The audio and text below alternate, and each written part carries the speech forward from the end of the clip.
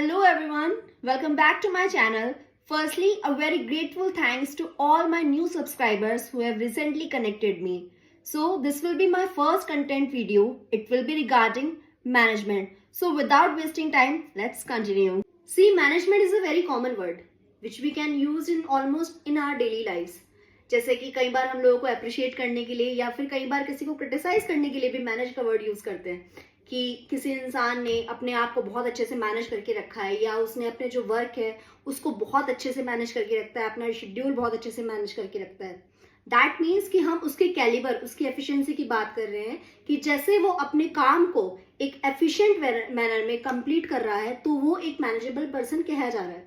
इसी की तरह इन कंट्रास्ट अगर हमें कोई लगता है कि कोई अपने काम को प्रॉपर तरीके से नहीं कर पा रहा है, प्रॉपर ड्यूरेशन के अंदर नहीं कर पा रहा है या फिर अपने टाइम लिमिट को क्रॉस करके वो काम कर रहा है या फिर वो टाइम क्रॉस करने के बाद भी उस काम को अकम्प्लिश नहीं कर पा रहा है, तो हम कई बार उस इंसान को कह देते हैं या उसके काम को कहते हैं कि बहुत अनमैनेजेबल तरीके से काम हो रहा है.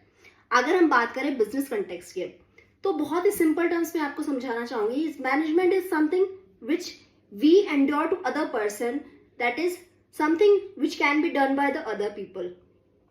जैसे कि मैं अगर कोई एक एम्प्लॉय हूं और मेरे अंदर बहुत सारे सबॉर्डिनेट्स हैं तो मेरा क्या काम रहेगा एज अ मैनेजर, उनको काम देकर उस काम को निकलवाना.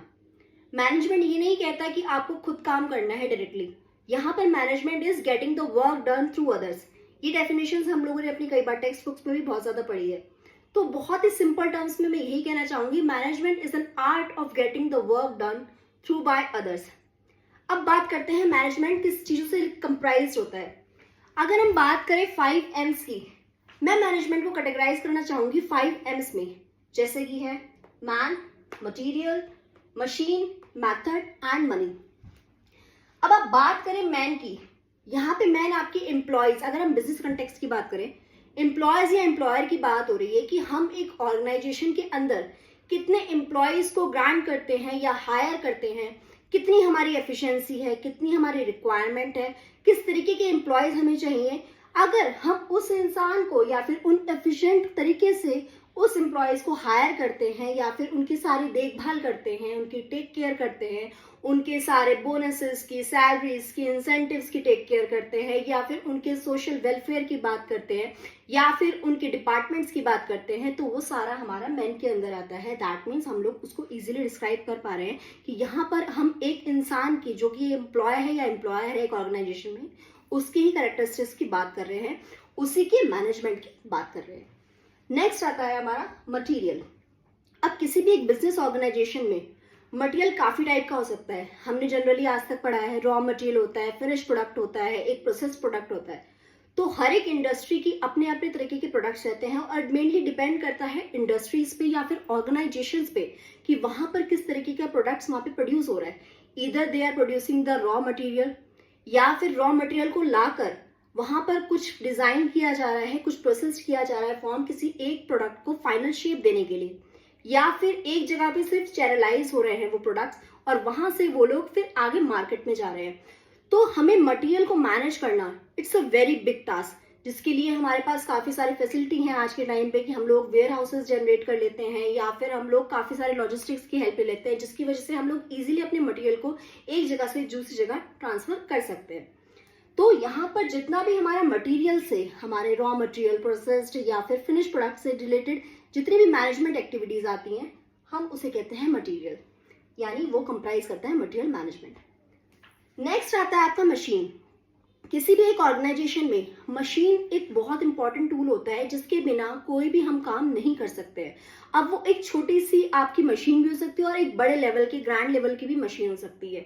डिपेंड करता है अगेन टाइप ऑफ इंडस्ट्री पे कि किस तरीके के प्रोडक्ट्स वहां पे बन रहे हैं या किस तरीके की हमें यूटिलिटी होगी वहां पर, तो हम उस हिसाब से वहां पे मशीनरी को इंस्टॉलेशन करते हैं.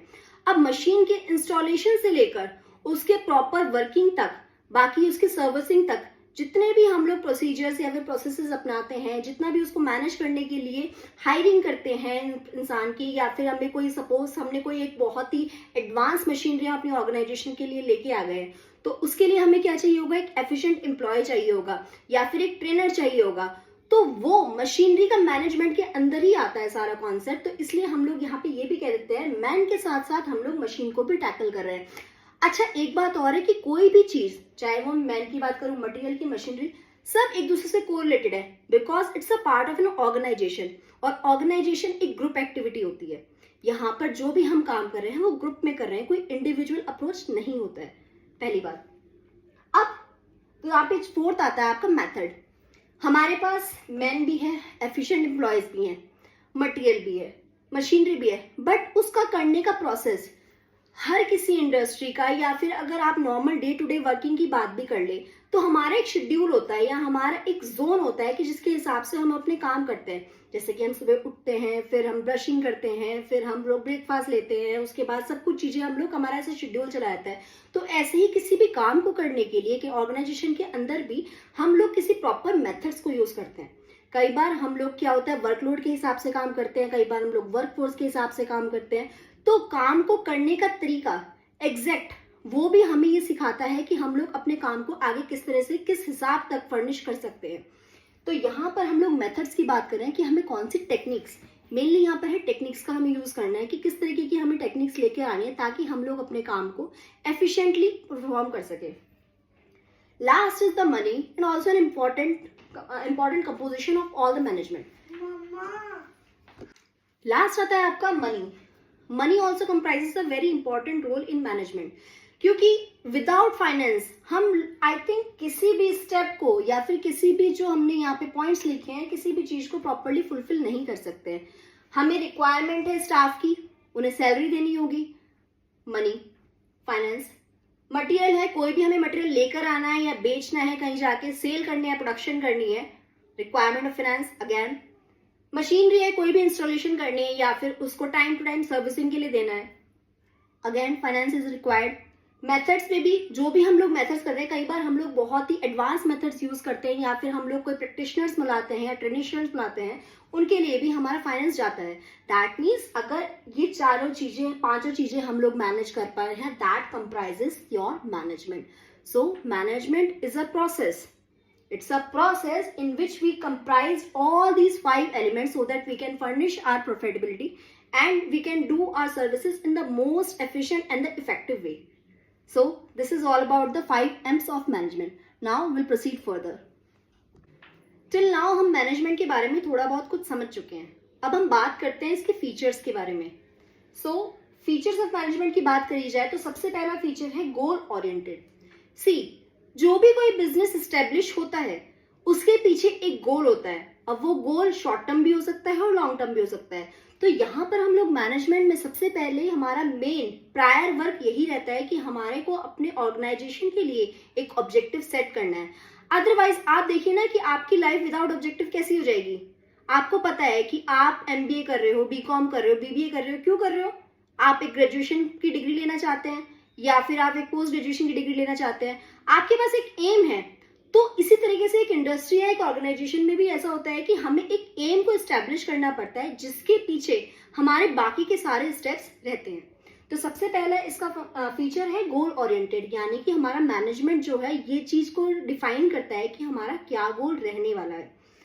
उसके बाद रहता है कंटिन्यूअस प्रोसेस। अब मैनेजमेंट कोई वन टाइम एक्सरसाइज तो है नहीं कि आपने कोई एक चीज एक बार सेट कर दी एंड दैट्स ऑल, अब आपको वो अपने आप चलती रहेगी। मशीनरी नहीं है कोई कि आपने कोई इनपुट डाला और वो अपने आप प्रोसेस करते हुए आउटपुट निकालती रहेगी। मैनेजमेंट क्या है कि एक आर्ट है और एक तरीके का प्रोसेस है कि जहां पर आपको हर time according to different problems आप लोगों को उस प्रॉब्लम्स को डिफाइन करना है। डिफाइन करने के बाद उस प्रॉब्लम की जड़ पे पहुंचकर आप लोगों को उसके सॉल्यूशंस भी फाइंड आउट करने हैं। तो जिस तरीके का सारा प्रोसेस होता है from defining your problems and to evaluating that problem into a proper solution, वो भी हमारा मैनेजमेंट के अंदर कहलाया जाता है। इसीलिए हम इसको बोलते हैं कंटिन्यूअस प्रोसेस, क्योंकि कोई भी ऑर्गेनाइजेशंस ऐसा नहीं होता है वहां पर कि कभी कोई प्रॉब्लम्स ही ना आती हो। इवन अगर मैं प्रॉब्लम्स को निकाल भी दूं, चलिए हमारे डे टू डे वर्किंग में भी ये तो हमारा कंटिन्यूअस प्रोसेस है कि अगर हमारी कोई एक हिरार्की है एक ऑर्गेनाइजेशन के अंदर तो एक प्रोसेस चला आ रहा है कि कोई पहले अगर लोअर टर्म्स में है, जैसे कि हम लोगों ने एक मैनेजमेंट का लेवल्स पढ़े हैं, टॉप, मिडल एंड लोअर। तो वहां पे क्या होता है, हिरार्की बनी हुई है कि हम लोग कोई भी लोअर लेवल का प्रॉब्लम होगी तो क्या होगा कि वो पहले अपने मिडिल लेवल पे जाएगा, अगर वहां पे उसकी प्रॉब्लम सॉर्ट आउट नहीं होती है तब वो फिर टॉप लेवल पे जाता है, या फिर वो मिडिल लेवल का पर्सन ही अगर कोई प्रॉब्लम का सोल्यूशन नहीं दे पाता है देन वो अपवर्ड मूव करता है। तो इसी तरीके से हम लोग यहाँ पे प्रॉब्लम डिफाइन करते हैं, प्रॉब्लम को सॉर्ट करते हैं, तो ये जो है चलता चला जाता है प्रोसेस, तो इसीलिए हम इसको कहते हैं कंटिन्यूअस प्रोसेस। और मैनेजमेंट का मतलब यही है, मैनेजिंग थिंग्स। ग्रुप एक्टिविटी, अब बिजनेस का मतलब यही हुआ कि कोई भी ग्रुप एफर्ट्स जो कि प्रॉफिट या फिर नॉन प्रॉफिट ऑर्गेनाइजेशन के लिए हम लोग चलाए जा रहे हैं, यानी उसके पीछे कई बार हमारी, हम नॉन प्रॉफिट क्यों बोला मैंने, कई बार कुछ ऐसी ऑर्गेनाइजेशन भी होती हैं जहां पर उनका मेन मोटिव प्रॉफिट नहीं होता है, वहां पे सोशल वेलफेयर होता है या फिर कोई और मोटिव होगा। तो दोनों ही चीजों में क्या है, एक गोल है। अब उस गोल को अचीव करने के लिए जितने भी वहां पर लोग काम करते हैं, जितने भी इंप्लॉयज हैं, वो सारे यूनाइटेड होकर एक साथ काम करते हैं एक ऑब्जेक्टिव को फुलफिल करने के लिए। इसीलिए हम मैनेजमेंट को ग्रुप एक्टिविटी कहते हैं, कभी भी इंडिविजुअल नहीं होती है। इंटेंजिबल है, अब मैनेजमेंट ऐसा कुछ नहीं है कि मैंने कुछ मैनेजमेंट ऐसा उठाया और आपको दे दिया। It's an intangible service.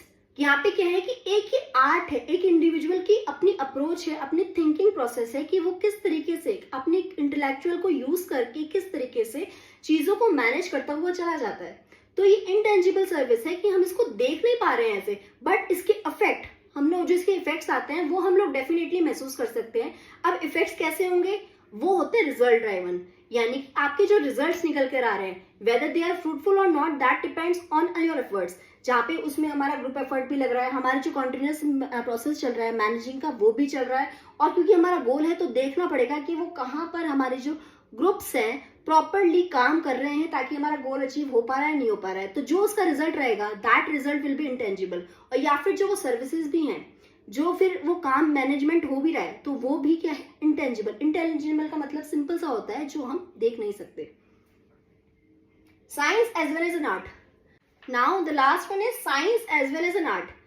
हम लोग अगर एग्जाम्स की बात भी करें तो कई बार ये क्वेश्चन रेज होता है कि why management is called science as well as an art. तो यहाँ पर दो चीजें हैं, एक है हमारे सिस्टमैटिक नॉलेज और दूसरा है logical thinking. Systematic study of something is called science, यही हम लोग आज तक पढ़ते हुए आ रहे हैं, और यही करेक्ट भी है कि जो भी हम लोग एक प्रॉपर प्रोसेस को यूज करते हुए या समझते हुए किसी चीज को समझते हैं, दैट कॉल साइंस। अगर उसके पीछे का हम लोग सिर्फ लॉजिकल थिंकिंग यूज कर रहे हैं, किसी भी एक प्रोसेस है, कोई भी एक चीज है, कोई भी एक प्रॉब्लम आई, उसको हम सिर्फ लॉजिकल तरीके से सोच रहे हैं, हम उसमें कुछ भी दिमाग नहीं लगा रहे हैं, या फिर हम लोग सिर्फ सेंटिमेंट्स की बेस पे होकर कर रहे हैं, तो वो चीज होगी आर्ट। देखो क्या होता है कि एक ऑर्गेनाइजेशन के अंदर बहुत सारे इंडिविजुअल्स डिफरेंट थिंकिंग के रहते हैं। अब कई बार क्या होता है, उनकी आपस में अंडरस्टैंडिंग नहीं बन पाती है या उनकी थिंकिंग अप्रोच कॉन्फ्लिक्ट करती है, तो वहां पर क्या होता है, एक तरीके का द्वेष या फिर कॉन्फ्लिक्ट रेज हो जाता है। अब वो चीज सॉल्व करने के लिए कई बार मैनेजर को इन्वॉल्व होना पड़ता है बीच में। कई बार क्या होता है कि वो उसको कुछ लॉजिक्स देकर या फिर उसको थोड़ा सा पैम्पर करके उसको शांत करता है। तो वो भी एक तरीका का मैनेजमेंट ही है कि आप किसी भी प्रॉब्लम को किस तरीके से फेस कर रहे हैं और उसको किस तरह से डील कर रहे हैं, that is very important being a manager. अब दूसरा आता है कि जहां पर आपको देखना है सिस्टमैटिक स्टडी की बात करें, तब कोई मशीनरी में प्रॉब्लम है, अब एकदम से कोई प्रॉब्लम रेज हो गई, तो उसको ये मालूम है मैनेजर को कि अब इसका क्या प्रोसेस करना है। यहाँ पर आप लॉजिकल थिंकिंग या फिर उसके लिए आप परेशान होंगे नहीं, आप क्या करेंगे, सिस्टम क्या करेंगे, सबसे पहले उसकी कंप्लेंट करेंगे या जो भी प्रोसेस रहता है वहां पर, या फिर उसकी वारंटी गार्ड में है, कुछ भी है, कोई भी चीज है, कोई भी प्रॉब्लम है, जब आप किसी को एक सिर्फ सेंटिमेंट से अलग होके, इमोशन से अलग होके किसी बारे में सोचते हैं, दैट कम्स अंडर साइंस। तो इसलिए हम मैनेजमेंट को science as well as an art कहते हैं, क्योंकि ये दोनों का कॉम्बिनेशन है। आप हमेशा लॉजिकल होकर नहीं सोच सकते और आप हमेशा सिस्टमैटिक होकर नहीं सोच सकते, तो इसीलिए हम इसको दोनों कहते हैं।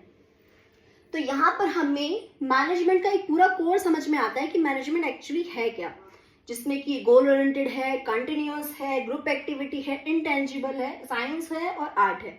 Now the last topic for this video is functions या प्रोसेस ऑफ मैनेजमेंट।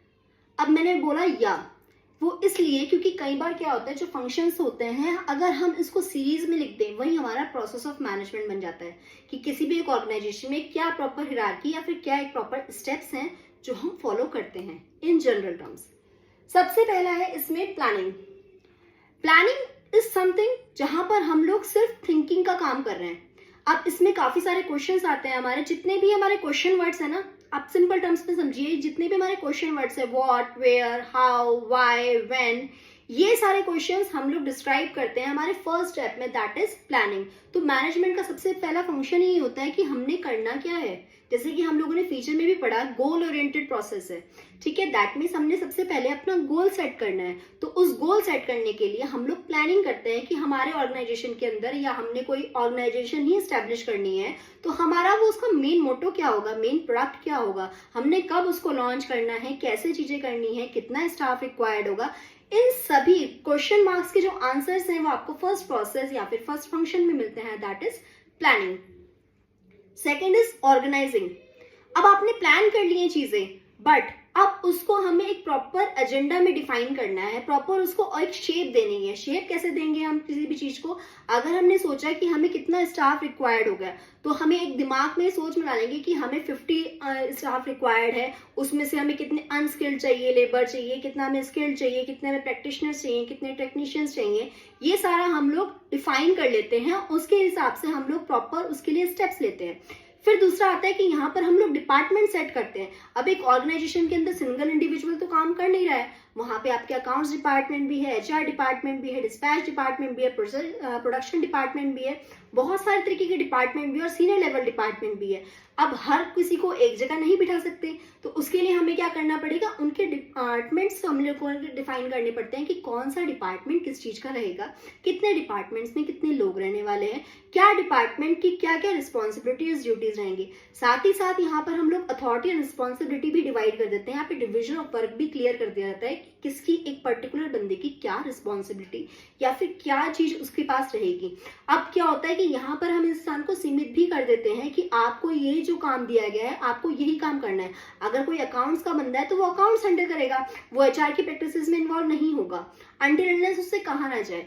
तो इस तरह से क्या होता है कि यहाँ पर हम लोगों ने जो प्लान किया फर्स्ट स्टेप में, उसको एक शेप देने की, एक फॉर्मल तरीके की, फॉर्मल स्ट्रक्चर। यहाँ पर अगर हम पढ़ना चाहें तो ऑर्गेनाइजेशन और प्लानिंग अपने आप में ही एक बहुत ब्रॉड चैप्टर्स भी हैं, बट हम उसके लिए कभी बाद में कोई वीडियोस वगैरह क्रिएट कर लेंगे अगर इफ यू वांट। तो अभी क्या है हमारा, इसके बाद क्या आता है, एक बार हम लोगों ने प्लान कर लिया, उसके हिसाब से हम लोगों ने चीजें ऑर्गेनाइज कर ली। Now the next is staffing. Staffing में हम लोग क्या करेंगे, स्टाफिंग से आप समझ जाओगे स्टाफ। तो स्टाफ क्या है कि हमें हायर क्या करना है, हमें कितने लोग हायर करने हैं और कैसे कैसे हायरिंग करनी है। यहाँ पर हमारा सिलेक्शन और आपका रिक्रूटमेंट एंड सिलेक्शन का मेन प्रोसेस आता है। रिक्रूटमेंट में क्या होता है कि जस्ट हम एक अप्लाई करने के लिए एक इन्विटेशन सेंड करते हैं, क्योंकि अगर हम लोगों ने ऑर्गेनाइजेशन स्टैब्लिश करी है तो अब जब लोग उसमें आएंगे तो वो कैसे आएंगे, उन्हें कैसे पता चलेगा, वो हम लोग रिक्रूटमेंट निकालेंगे कि हमारे कंपनी के अंदर किसी स्टाफ की रिक्वायरमेंट है, हमें प्रैक्टिशनर्स चाहिए, हमें टेक्नीशियंस चाहिए, हमें एक या फिर नॉन स्किल्ड लेबर चाहिए, जो भी चाहिए हम लोग उसके लिए एक इन्विटेशन निकालते हैं, दैट इज कॉल्ड रिक्रूटमेंट। उसके बाद जितने भी रिक्रूटमेंट के बाद हमारे पास एप्लीकेशंस आती हैं, उसको हम सॉर्ट आउट करते हैं अपनी रिक्वायरमेंट के हिसाब से, फिर हम उसमें से फाइनली एक राइट पर्सन को सिलेक्ट करते हैं, दैट कम्स अंडर सिलेक्शन। तो स्टाफिंग के अंदर मेनली हायरिंग है कि हम जितना भी हमारे स्टाफ की रिक्वायरमेंट थी, जो हम लोगों ने ऑलरेडी प्लानिंग और ऑर्गेनाइजिंग में एक तरह से सोच लिया था, अब उसको हम फाइनली यहाँ पर आकर प्रैक्टिस में लेकर आएंगे, दैट मीन्स हम सिलेक्शन करते हैं। उसके बाद डायरेक्टिंग। डायरेक्टिंग का मेन क्लियर मीनिंग है डायरेक्ट से, यानी कि आपको कौन गाइड करने वाला है। देखो एक ऑर्गेनाइजेशन में जनरली दो कैटेगरी के एम्प्लॉयज होते हैं, एक एम्प्लॉयज होते हैं या फिर एक एम्प्लॉयज होते हैं, एक एम्प्लॉयर होता है, या आप कह दो सबऑर्डिनेट्स और सुपीरियर्स होते हैं। यहाँ पर हम लोग डिफाइन करते हैं सबके रोल्स को कि कौन किसको गाइडलाइंस देने वाला है, कौन किसकी गाइडलाइंस को फॉलो करने वाला है। इन केस अगर किसी सबऑर्डिनेट को कभी भी कोई फ्यूचर में इश्यूज रेज होते हैं तो उसका सुपीरियर उसको हैंडल करेगा। अब वो किस हिसाब से हैंडल करेगा वो उसकी अथॉरिटी पे डिपेंड करता है, उसकी रिस्पॉन्सिबिलिटी देखता है, वो कितना मैं उसको क्या चीज क्या सजेशन दे सकता हूँ या फिर मैं क्या फिर कोई एक अच्छा एक्शन ले सकता हूँ ताकि जो मेरी एम्प्लॉय की प्रॉब्लम्स है या मेरे सबऑर्डिनेट की प्रॉब्लम्स है वो सॉर्ट आउट हो सके। तो यहाँ पे डायरेक्शन का मेन रोल यही है कि यहाँ पर डायरेक्ट होना है, गाइड होना है, इंस्ट्रक्ट होना है, और वो जो एक सबऑर्डिनेट है वो उसको चीजों को फॉलो करेगा। क्योंकि कई बार क्या होता है ना, अगर ऑर्गेनाइजेशन में हर कोई अपनी मर्जी से काम करेगा तो आई डोंट थिंक सो कि कोई भी काम हम लोग एक फ्रूटफुल रिजल्ट में देख सकते हैं। किसी भी चीज को अकम्प्लिश करने के लिए हमें ग्रुप एफर्ट यूनाइट करने होते हैं। उन एफर्ट्स को यूनाइट रखने के लिए हम लोगों को इस तरीके की पॉलिसीज लेकर आनी पड़ती है, ताकि हमें पता चल सके कि कौन किसके सबऑर्डिनेट होने वाला है या कौन किसका सुपीरियर होने वाला है, कौन किसको डायरेक्ट करने वाला है। Last is controlling. जितने भी प्रोसेस हुए उन सबको कंट्रोल करने का काम भी होना चाहिए। कंट्रोल से मतलब ये नहीं है कि आप किसी पे एक दबाव डाल दो या ये करना ही करना है, नहीं। इसका मतलब कंट्रोलिंग का मतलब है कि जो हम लोगों ने फर्स्ट स्टेप पे हम लोगों ने सेट करे गोल्स, क्या वो हमारे लास्ट तक आते आते फ्रूटफुल हो रहे हैं? क्या वो हमें वो एंड रिजल्ट मिल पा रहा है जो हम लोगों ने सोचा था प्लानिंग के टाइम पे? अगर हमारे एक्चुअल रिजल्ट में और डिजायर्ड रिजल्ट में डिफरेंस आ रहा है तो हम लोग कोशिश करेंगे, जो एक मैनेजर या टॉप सीनियर लेवल होता है वो डिफाइन करता है कि क्या ये गैपिंग किस वजह से आई, ये जो लॉसेस थे किस वजह से आए, ये जितना भी डिफरेंस आया वो किस वजह से आया। अब उसको एक बार आइडेंटिफाई करने के लिए वो एक करेक्टिव एक्शंस लेता है। तो यहाँ पर मेनली क्या होता है, हमारे जो एक्चुअल रिजल्ट है और डिजायर्ड रिजल्ट है उनको कंपेयर किया जाता है और फिर जिस हिसाब से भी हमें करेक्टिव एक्शंस लेने होते हैं इस स्टेप पे आके हम लोग को कंट्रोल करने के लिए लेते हैं। So here comes the functions of management, कि मैनेजमेंट के अंदर एक्चुअली करते क्या है या फिर एक क्या सीरीज है जो हम एक ऑर्गेनाइजेशन के अंदर फॉलो करते हैं। This is planning, organising, staffing, directing, controlling. इसी को अगर आप सीरीज में लिख देते हैं बिल्कुल इसी तरीके से तो आपका प्रोसेस बन जाता है।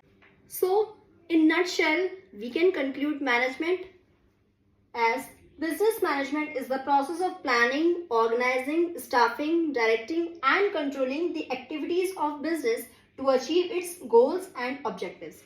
Mainly जो हमने प्रोसेस में बात करी, जो हमने स्टेप्स थी, वही हमारी डेफिनेशन बन जाती है कि जो भी प्रोसेस प्लानिंग से लेकर कंट्रोलिंग तक चलता है दैट इज कॉल्ड मैनेजमेंट। अब बिजनेस की बात करें तो ये बिजनेस मैनेजमेंट हो गया। I hope everyone must have got the idea about the basic concept of management और the business management. So if you like the video, then stay connected with Ritika Kiranges for more such videos and feel free to share your comments, your views over the comment box and also suggest me that on which topics I could make another videos so that it can be useful to you guys. And thank you so much अब तक मेरे साथ इस video में बने रहने के लिए। नमस्ते।